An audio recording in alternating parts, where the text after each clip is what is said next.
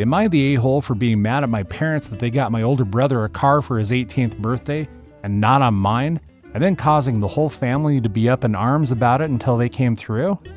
Original post. Okay, I know that the title sounds like I'm spoiled, but hear me out. My brother 20 got a car for his 18th birthday. Not a new car or anything, it was a 20-year-old Lexus that was in pretty good shape. And he rubbed it in my face for the rest of the time he was in his senior year of high school. Compared with my brother, I get just as good a grades as he does. Better in some cases even. I worked my hardest in the hope of fairness. I even did some volunteering cleaning up garbage in my local area. Then, on my 18th birthday came in a few weeks ago, and the only thing I wanted, the only thing I was hoping for, was a car. I wasn't expecting something like a new car or a sporty car, just something reliable like my brother got. The party wasn't anything like my brother's 18th. For his 18th, Mom baked the cake herself. It was delicious, layered chocolate pudding cake. I got a sheet cake from the supermarket.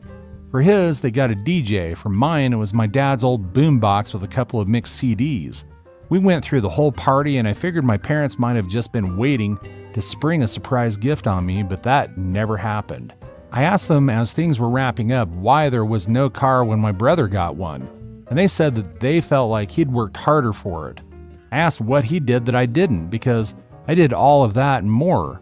My grandma was nearby and heard everything, and then she asked them why as well. She ended up lecturing my parents that she was very disappointed in them for showing favoritism.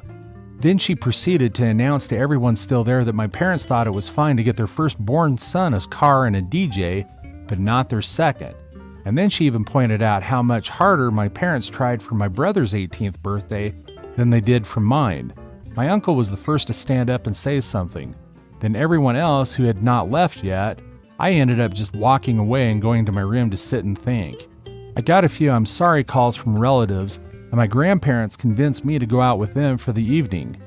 But when I got back, my parents were pissed and told me that I'd shamed them to the whole family. I just walked past them because I didn't want to fight. The next few weeks went by with a silent treatment between us. But then a few days ago, my parents suddenly surprised me with a white 98 Subaru Legacy which runs great. They practically threw the keys and the title in an envelope at me and said to have fun. I got the car, and they're paying for insurance for the next 6 months like they did for my brother. I know a car isn't really a right but a privilege, so I feel like I've essentially blackmailed my parents into getting me one. Am I the a-hole for how all this played out? Edit. I would like to clarify a few things. My parents make pretty good money, and also I don't go out of their way to live lavishly by choice. They've always been moderate in everything they buy or do. Though if anything is stretching their finances, it's my brother's college tuition. He's got a partial scholarship and my parents are paying the rest. I don't and never intended to ask for the same treatment on that. I want to work and pay my own student loans. Now that I have a car, I'm already looking into getting a part-time job. This also isn't a gender thing as I'm male like my brother. The bill of sale for the car I got says my parents paid $1,600 for it. My brother's car cost them about $3,000 plus if I remember. But I don't see it as a money issue. I actually really love the Subaru and told my parents so. They did not share my enthusiasm. I also did try to talk about a car with my parents a few times last year, but they always dodged the conversations about the topic. I figured if I talked about it too much, it'd ruin it, and so I stopped. I would have felt like a brat to keep talking about getting an imaginary car, so I learned to just stay silent and hope. I can't go to stay with my grandparents because they live in a one-bedroom condo. There isn't enough room for other people. After all, their kids grew up. My grandparents decided to downsize to make their eventual retirement easier. Also, my grandparents know all of the details already, and they tell me that I didn't do anything wrong, and were already planning on confronting my parents quietly over the car issue. But they took the chance to take care of the matter when they heard me asking my parents about it. As for my brother's 18th birthday party, it was held in 2020 during basically the height of the pandemic. Honestly, we shouldn't have had a big party like that at the time, but my parents insisted. As for my brother himself, he barely speaks to me. Even before he left for college, he didn't show up for my 18th birthday party, and I figured that's just because he's busy with college, and he's not even in the same state as us anymore. Honestly, I haven't seen or heard from him since Christmas, and even then, the most I got out of him was a mild greeting.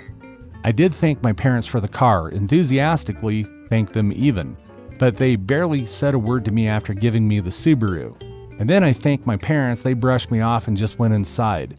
It kind of gave off the vibe that they were just letting a brat play with his new toy, which was pretty upsetting, and one of the reasons why I made this post. Edit 2. There was one more thing that I forgot to say. I was really hoping to get the car because I literally couldn't get a part-time job without one. We don't live in the city, and we're 10 miles from the nearest public bus stop. I've always had to get rides to go anywhere. Now that I have the Subaru, I intend to look for a part-time after-school job as soon as I can. Edit 3, since it came up in so many messages, I want to clarify that when I went to talk to my parents after the party, it wasn't in front of the rest of the family. I intentionally spoke to them in another room and was supposed to be out of earshot of everyone else there.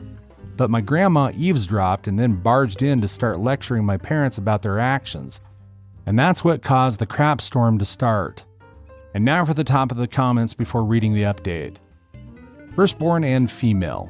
Dad bought me a gold necklace for graduation. It was nice. 3 years later, my brother graduated high school and Dad bought him a new car. Also, I had way higher grades while my brother did not, and even got arrested for stealing in high school. Parents who favor a child sucks. Not the a-hole. You didn't shame your parents, they did. They blatantly showed favoritism and got rightfully called out for it. Your parents are bad parents. Their behavior is completely unacceptable. Both for favoring your brother in the first place, clearly not the first time since he was entitled enough to rub the car in your face, and for acting like petulant children the moment you fought for equal treatment, which is what you deserve. If they make a stink about it again, remind them that they are the ones who decided to have a second child, not you. And if they couldn't be bothered to love that child equally, they should have worn a condom. Not the a-hole. They may or may not play favorites with your brother, but I feel like this whole situation will help make you into a stronger, even more self-sufficient person. You'll show them that you never needed any favors from them. Big love to all the kids that felt like they weren't worthy. Now for the update. So now I can tell you the rest of what happened before college starts. But before that, there's some things I want to get out of the way from previous commenters and messengers. I literally needed a car because there was no way for me to get a job without one. I had no personal transportation, and I live over 10 miles from the nearest bus stop. So for those who kept telling me to give the car back because they think I was either too spoiled and to accept life as unfair, or that I shouldn't take handouts, or I shouldn't accept gifts from crappy parents, etc. Please stop. My inbox is so crammed full that I logged back on that it took some time to go through it all. It doesn't really matter anyway, though. I did get a part-time job that later went full-time for the summer after I graduated. But 3 weeks into working part-time, the Subaru blew the head gasket while on the highway like at 45 miles an hour. The temperature gauge redlined and I had to pull over and call out for help. My grandparents took a look at the car and found that someone had ran a lot of gasket sealers in it, and it was still in the coolant. The car was basically band-aided back together before my parents bought it, and was then barely hanging on by a thread. It drove great and I was never pushing the car hard, as I'm kind of a slow driver. My parents claimed no prior knowledge of the problem, but their only real reaction was to shrug and say it was karma for making them get me the car in the first place. Well, that was a mistake because my grandparents were right there to witness that, and they tore into my parents like none other. My grandma told me to go wait in my room and let them sort this out. It was 2 hours before I was called back into the living room. My parents were on the couch and both looked like they had both been metaphorically hit by a truck. My uncle and 2 other relatives were there now too.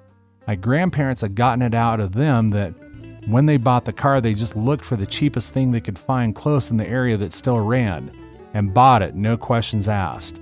They didn't even bother to inspect the car, let alone properly read the ad for it. My uncle, who knows a thing or two about cars, told me that the engine would basically need to be rebuilt because the head gasket warped the block and it cost more than the car is worth to fix it. I had to call into work and tell them that I was unable to make it because my car was dead. They understood and basically put me on some sort of unpaid leave for the moment. Now I want to point out that what happens next I had no involvement with. My grandparents just told me to chill for a while and let them and my parents take care of this, and they did. A few days later, they came back with a 1999 Honda Civic hatchback with 180,000 miles on it. It was white like my Subaru was and drives great. It's not all-wheel drive like the Subaru, but it's great on the road and gets better gas mileage. There was also a list of other recent repairs done to the car, like things like the new radiator and stuff. My uncle also went over to the car before giving it the okay. I thanked everyone profusely. My parents, though, had all the elation of Ben Stein on Valium. They said very little and just walked away. There wasn't even that vibe that they had last time, acting like they were giving a new toy to a brat. If I could put it into words, they acted like just pure defeat. The Subaru got resold later for $400 since that was the best we could get for it with a blown head gasket, and that money was put into my savings. That's only one half of what happened, though. You see, when I said I did better in school than my brother, I wasn't kidding. My brother got a 30% scholarship after he finished high school. Well, I got a 50% one. Not at the same college, of course, but at one comparably good that was closer. To say my parents were shocked is an understatement. Of course, they just both looked unhappy as soon as the shock wore off. I decided it wouldn't be a good idea to poke the bear by asking them about it, but my grandma thought otherwise and poked that bear, and I mean really poked it. First she asked if my parents were happy for me, and they claimed they were, but really didn't show in their attitudes. So my grandparents finally asked what their problem was. Why did they dislike me? Their second son was doing great and even went above expectations, and they can't be happy about it? Did they want me to fail? Were they hoping I'd fail? Was that the deal? My mother looked really upset and my father couldn't look me in the eyes.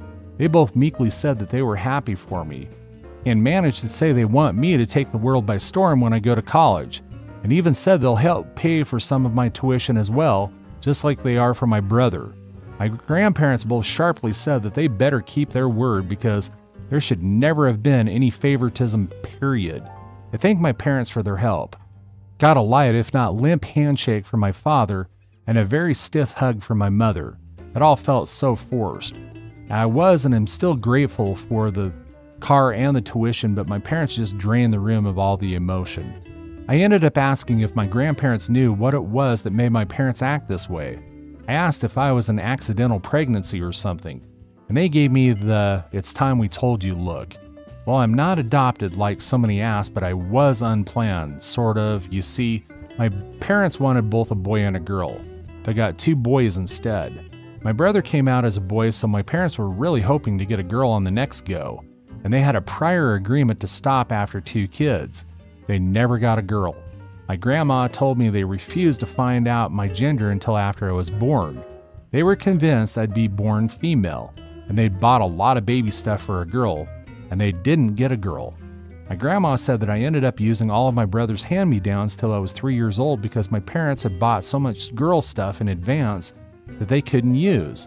So I was just a disappointment to them from the time I was born.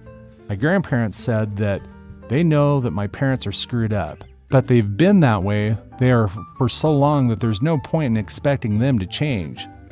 Since then, my parents hadn't spoken to me much about college. In fact, they ignored the subject as much as they can, and thanks to some of the warnings I got from people who messaged me, making me paranoid, I called the college that I've been accepted to and made sure to tell them that if anyone calls or emails pretending to be me, or my parents call trying to say I'm not coming, then to call me for a double or even a triple check if anything like that happens. I mean, I kind of doubt my parents would do that sort of thing, especially after everything that's happened, but I felt like playing it safe was the better option. Though there was something that I really didn't expect to happen, and that was my brother calling me. He called me out of the blue to talk. He said her grandparents called and told him everything. He told me he was sorry for what had happened in his own way, and he hopes that once I'm on my own, I won't need to ever come back. He actually admitted to me that when he finishes college, he's going to stay in state he's in because he likes it there. Our parents, I do know, actually really want him to come back when he gets his degree, but it looks like that's not happening. I said I don't blame him and I may do the same.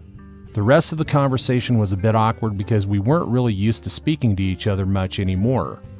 My grandparents and the rest of the family held a surprise party for me over the weekend, and they made it almost like a repeat of my brother's 18th birthday. There was a DJ, a big chocolate cake my grandma made.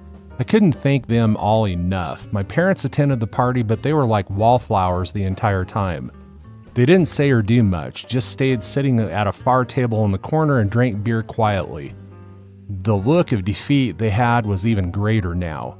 I think the party wasn't just to congratulate me, but to also rub it in my parents' faces that they should have done better, because the rest of the family have made their disappointment in them clear. They seemed like they wanted to leave the party for a while. Can't say I blame them.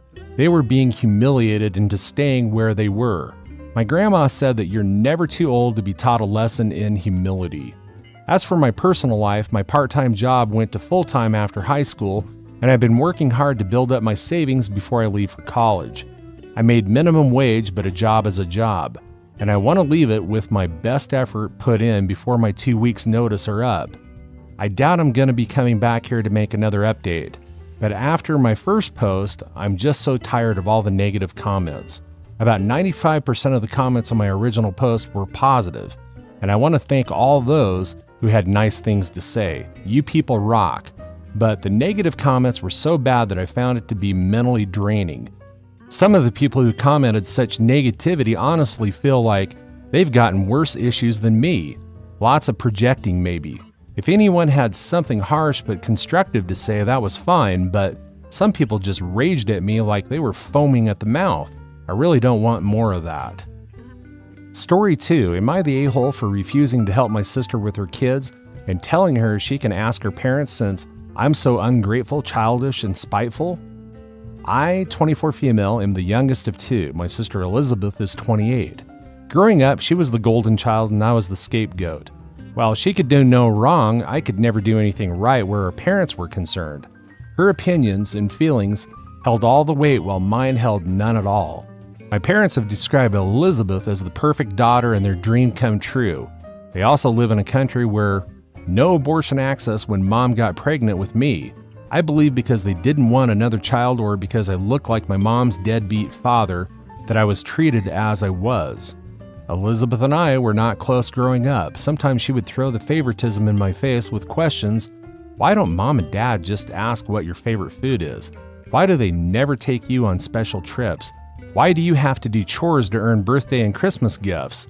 I was 12 when I spoke to a trusted adult who said, golden kids sometimes don't realize how wrong it is and can be really messed up by the favoritism but can grow to be better people. I was encouraged to keep that door open and told she might be my biggest ally. So even though I often got punished for crap she'd do, like sneaking out, I hoped. 3 years ago, Elizabeth came to me and said that she hated how her parents treated me and she was sorry for being insensitive as a kid. We got close, which I loved. She told me she basically had no contact with her parents. I found out a few months ago that it was a lie and she was always in contact with her parents, and I found this out thanks to her throwing a party to celebrate the birth of her second child. My parents were there and commented that they were glad that they had a child to give them grandkids since they would only ever have 2 grandkids. They would spoil them rotten. Elizabeth beamed. Elizabeth's mother-in-law asked about me and Elizabeth scowled at her for asking.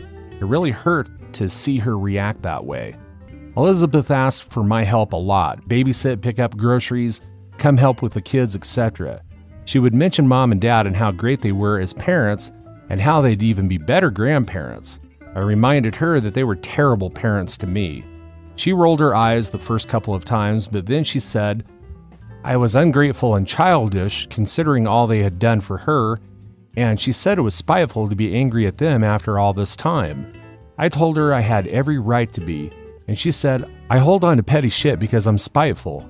I brought up the fact that she lied about having no contact with mom and dad, and she called me childish again. My sister's husband was injured and she started to struggle with the kids and seeing him. She asked me for help with the kids, and I found out she only asked me because her parents were busy and she didn't want to inconvenience them. I refused to help her and told her she should ask her parents since I'm so ungrateful, childish, and spiteful. She said I was an asshole for my response and lack of help. Am I the a-hole? And now for the advice. 3 years ago, Elizabeth came to me and said she hated how her parents treated me and she was sorry for being insensitive as a kid. We got close, which I loved. She told me she basically had no contact with her parents. I found out a few months ago that it was a lie and she was always in contact with her parents, and I found this out thanks to her throwing a party to celebrate the birth of her second child. Info: did she get pregnant or give birth 3 years ago? Your sister made amends with you when she realized she was pregnant or about to get pregnant and would need all the village she could muster. She never got close to you because she felt that you were hurt. She got close to you so that she could use you. Your parents and your sister are the a-holes.